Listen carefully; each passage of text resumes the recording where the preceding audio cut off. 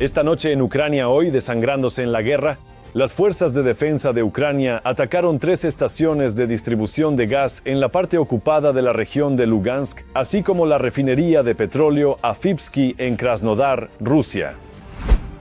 Peligrosas provocaciones rusas. 2 cazas Gripen húngaros interceptaron 3 aviones de guerra rusos cerca de la frontera de Letonia, preparándose para la guerra con la OTAN. ¿Por qué Rusia está produciendo más armas y movilizando más tropas de las que necesita para la guerra en Ucrania? El apoyo de los rumanos. ¿Qué armas y equipos ha proporcionado este país a Ucrania? ¿Y por qué apenas se habla de ello? Riesgo de desarrollos impredecibles.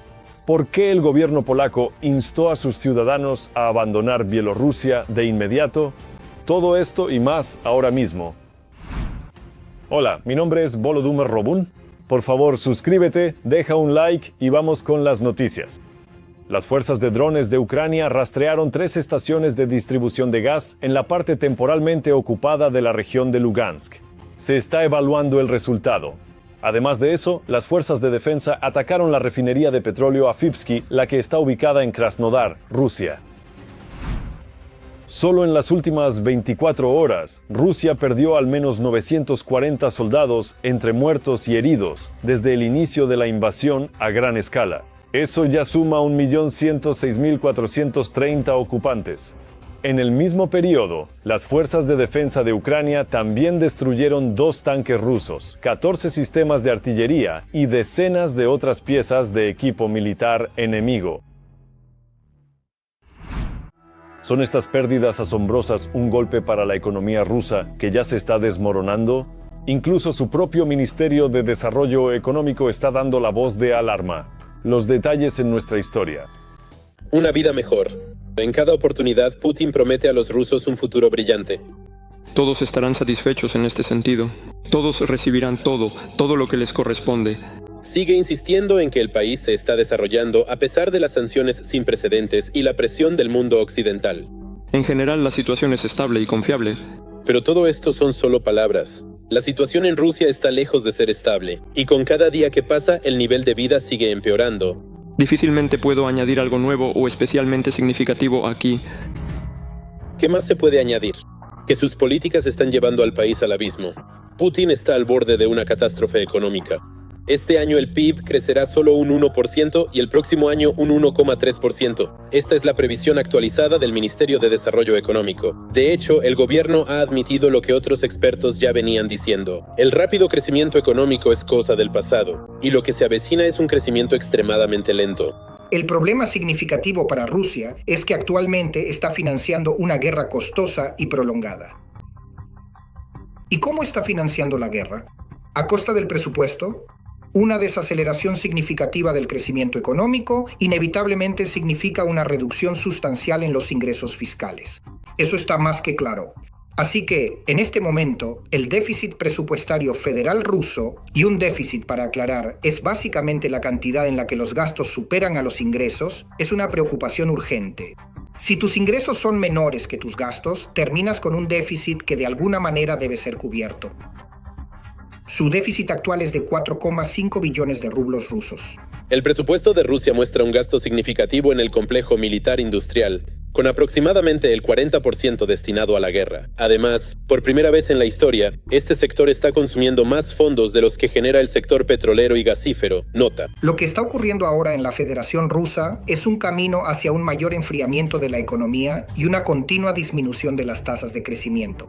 En otras palabras, mientras el complejo militar industrial aún muestra un superávit, los sectores civiles presentan un déficit significativo.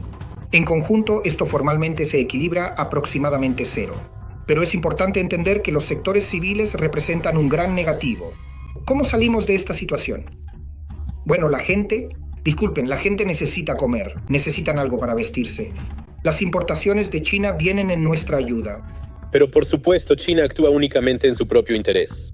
El aumento de las importaciones del Reino del Medio a Rusia lleva a que el mercado se sature de productos chinos, especialmente electrónicos, repuestos de automóviles y productos de consumo, además de reemplazar parcialmente las importaciones occidentales. Esto incrementa la dependencia económica de Moscú respecto a Pekín. Así que, mientras China siga comprando constantemente el 60% de la producción de petróleo de Rusia, utiliza ese recurso financiero para abastecer a la Federación Rusa con bienes y productos esenciales. Se ha introducido meticulosamente. En otras palabras, Rusia envía principalmente sus valiosas materias primas y recursos naturales a China y a cambio recibe bienes manufacturados con un valor agregado mucho mayor y un procesamiento sofisticado. Al mismo tiempo, los productos chinos en el mercado interno ruso están incurriendo en lo que se llama dumping. ¿Sabes lo que es el dumping, verdad? Eso es cuando los productos se venden casi al precio de costo. ¿Por qué se hace esto? Se hace para arruinar por completo a los fabricantes rusos nacionales. Pero eso no es todo.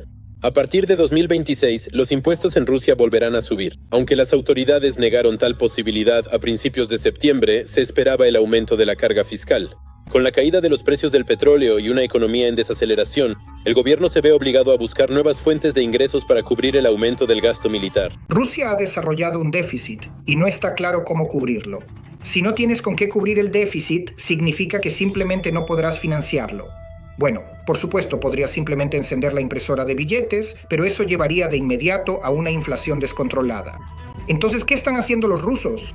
Ahora los rusos han empezado a debatir activamente y el Ministerio de Finanzas ya ha presentado a la Duma proyectos de ley para aumentar los impuestos, elevando el impuesto al valor agregado del 20 al 22%. Junto con la economía, también se ha desacelerado el crecimiento de los salarios y los ingresos de los hogares. Putin seguirá luchando hasta que su población literalmente empiece a extinguirse. A él no le importa.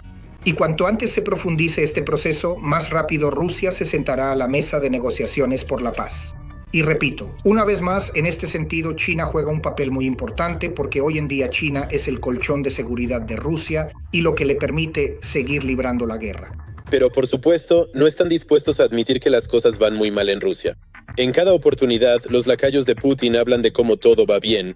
Por ejemplo, Peskov declaró que hay ciertos puntos de presión en la economía del país, pero que esto se debe a las sanciones y a la agitación económica global. Sí, eso es ante todo para la audiencia interna.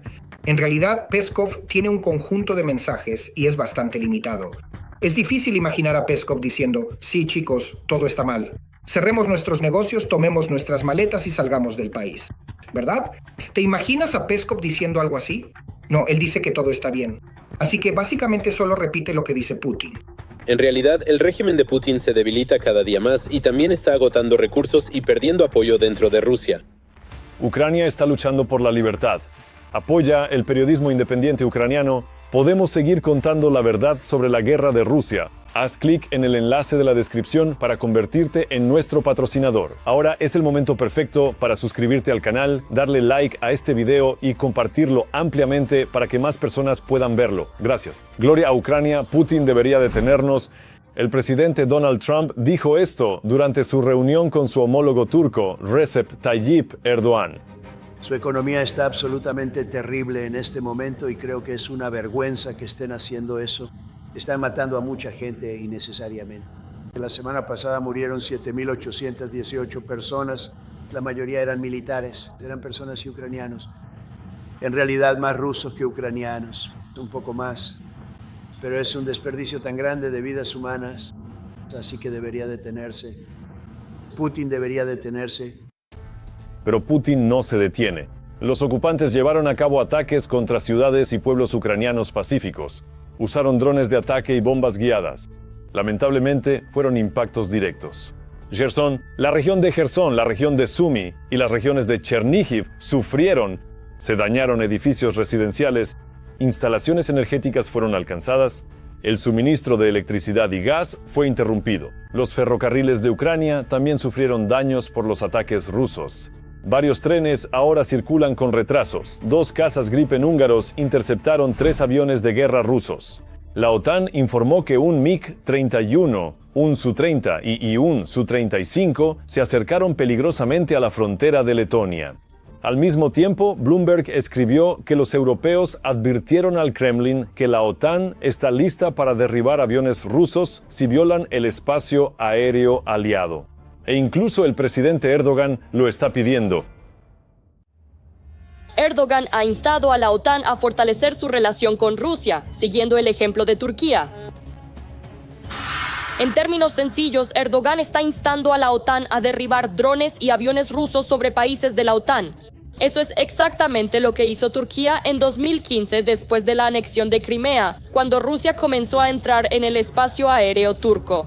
Erdogan dio inmediatamente la orden: derriben al bombardero enemigo, por cierto.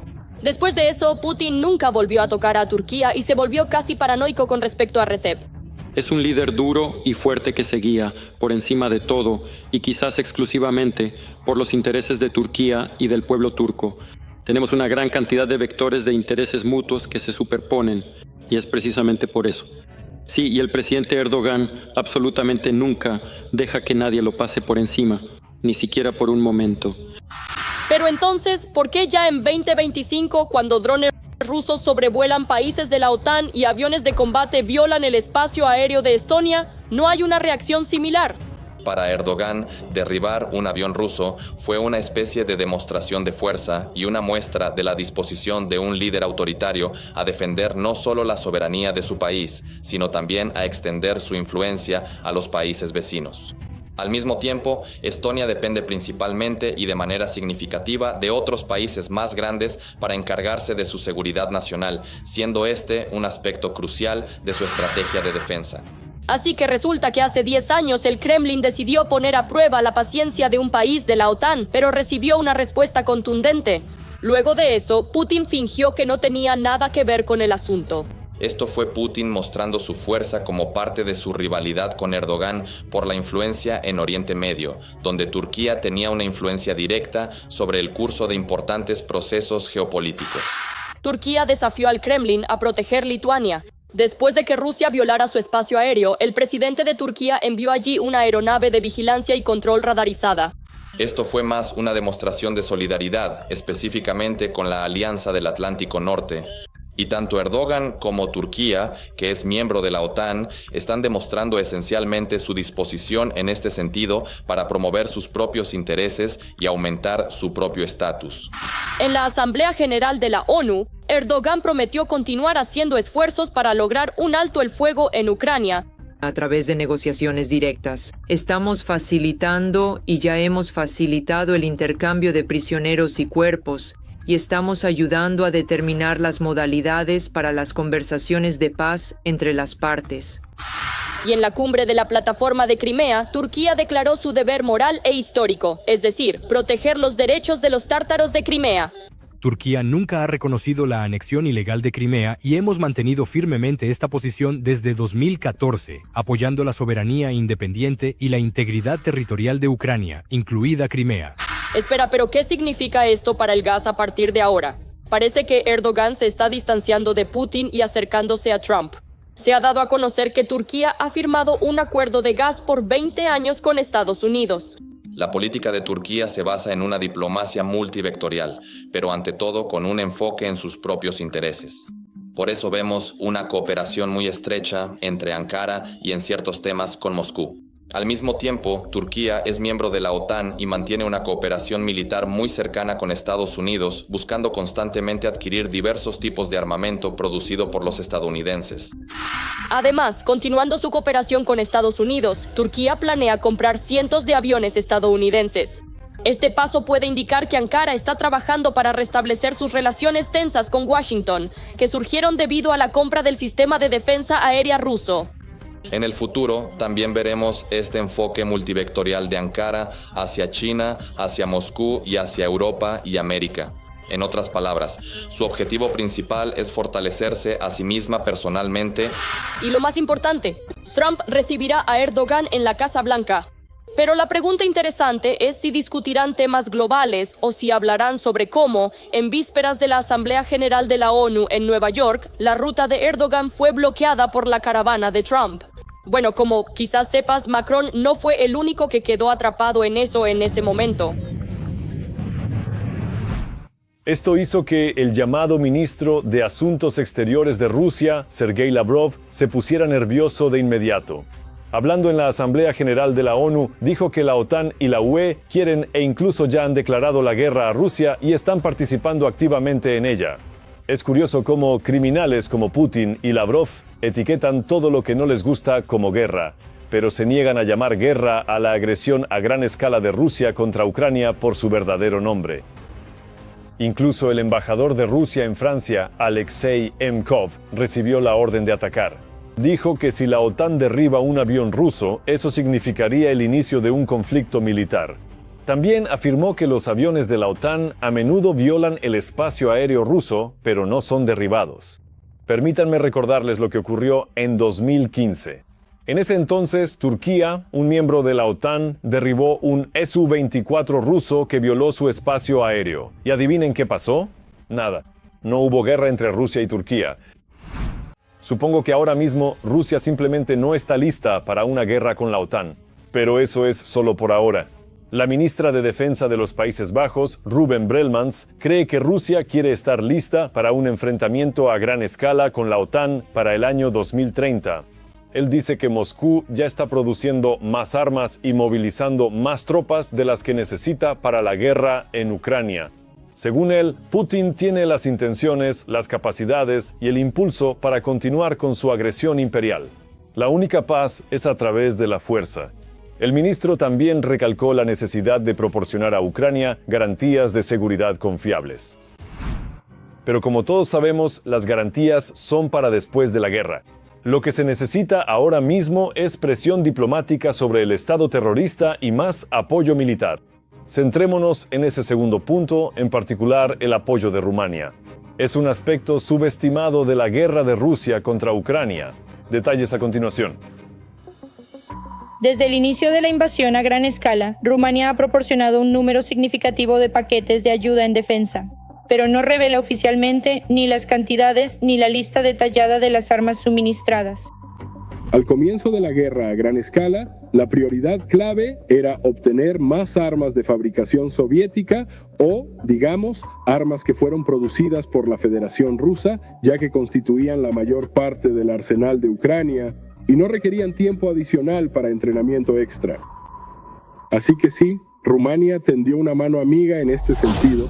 Parecía una decisión lógica. Los rusos tendrían menos información sobre qué armas tenía el ejército ucraniano y en qué cantidades.